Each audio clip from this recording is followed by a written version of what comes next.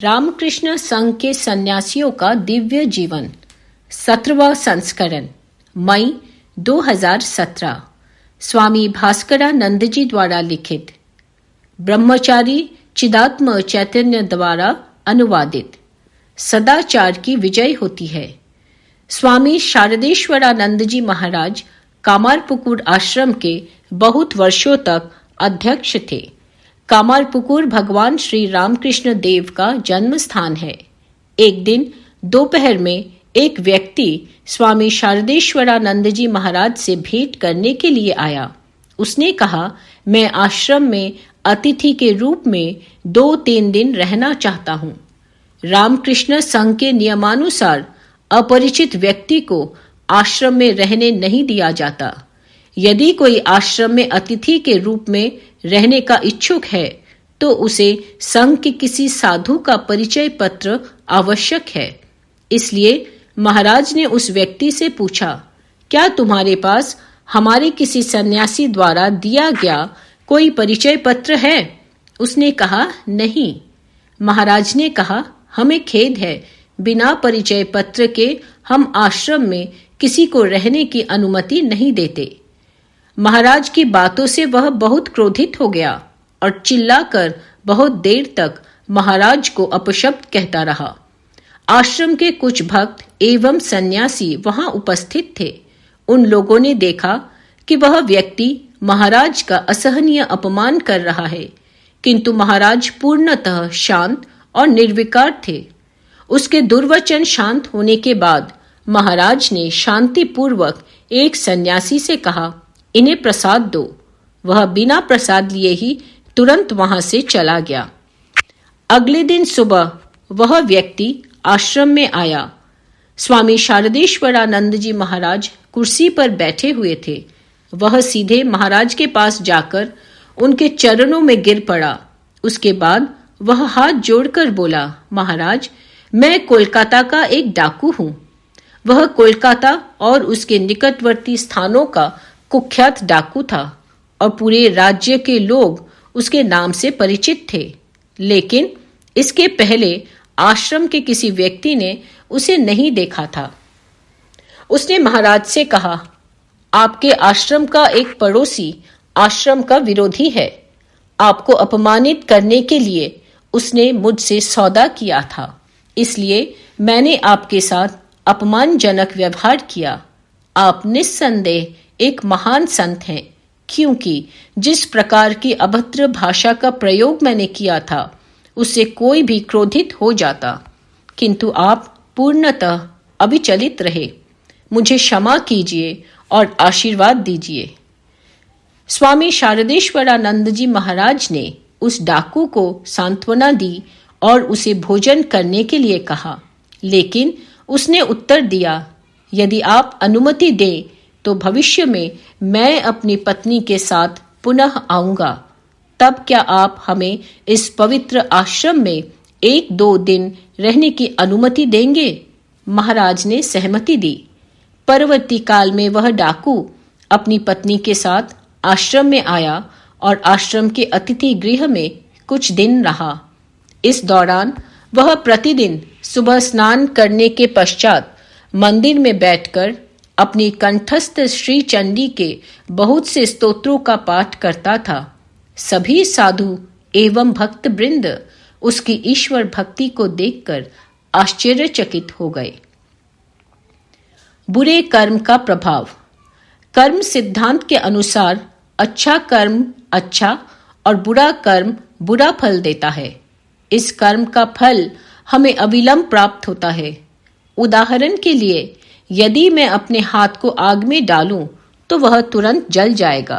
यहाँ पर मुझे अपना कर्म फल शीघ्र मिल गया, लेकिन कुछ कर्मों का फल देर से प्राप्त होता है। यदि मैं एक सेब का बीज बोता हूँ तो उस बीज को वृक्ष बनने और फल देने में कई वर्ष लगेंगे। यहाँ मुझे अपना कर्म फल बहुत वर्षों बाद प्राप्त होता है। कुछ कर्मफल अगले जन्म में अपना प्रभाव दिखाते हैं, लेकिन शास्त्र कहते हैं कि अति उग्र कर्म का फल कर्ता को इसी जन्म में प्राप्त हो जाता है। इससे कोई नहीं बच सकता। संत का वध या उस पर अत्याचार करना, स्त्री का वध करना इत्यादि अति उग्र कर्म के अंतर्गत आते हैं।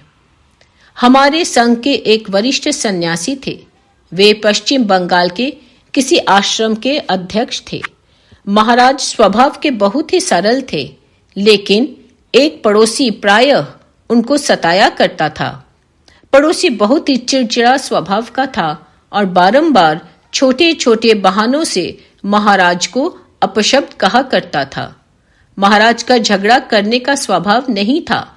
बार बार उत्तेजित कराने के बावजूद भी वे शांत और अविचलित रहते थे। इससे पड़ोसी स्वयं को और भी अपमानित समझता। एक दिन वह क्रोधावश में महाराज के पास आया और उन्हें एक थप्पड़ मार दिया।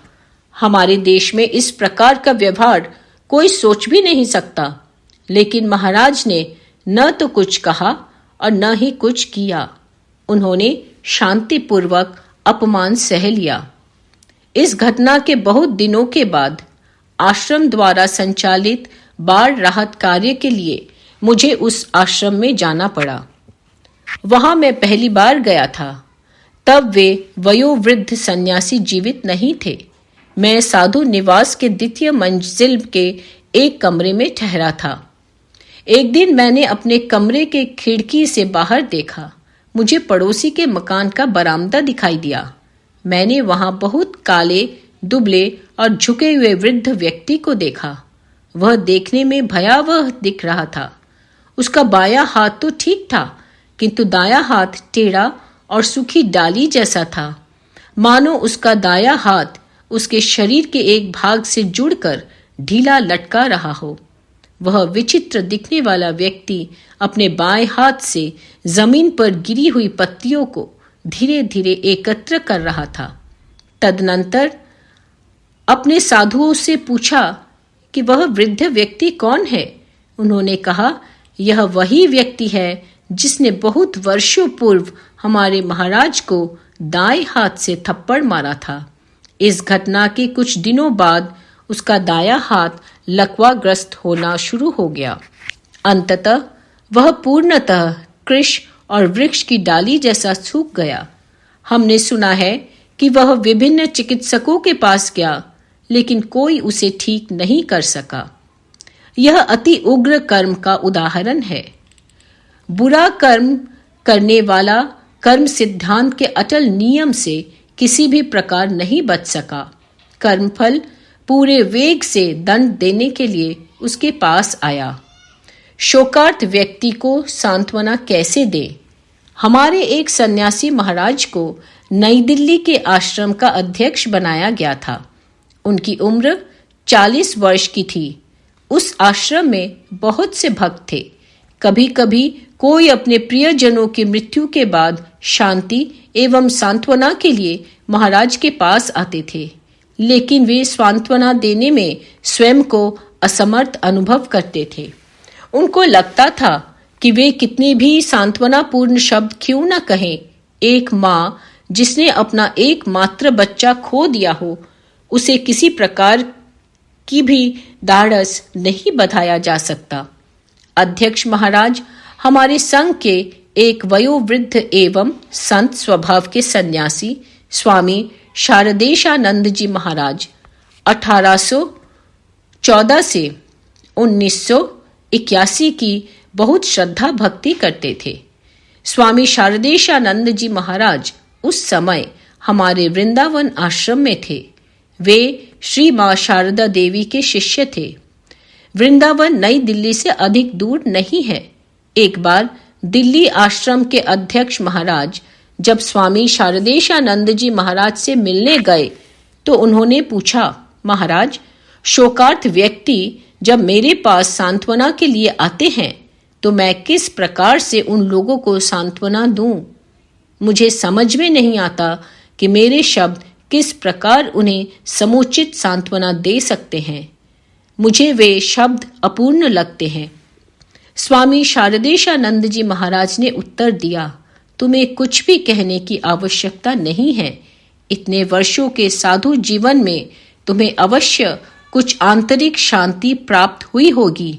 जब कोई शोकात व्यक्ति तुम्हारे पास आते हैं तो तुम्हारी उस शांति से ही उन्हें सांत्वना प्राप्त होगी।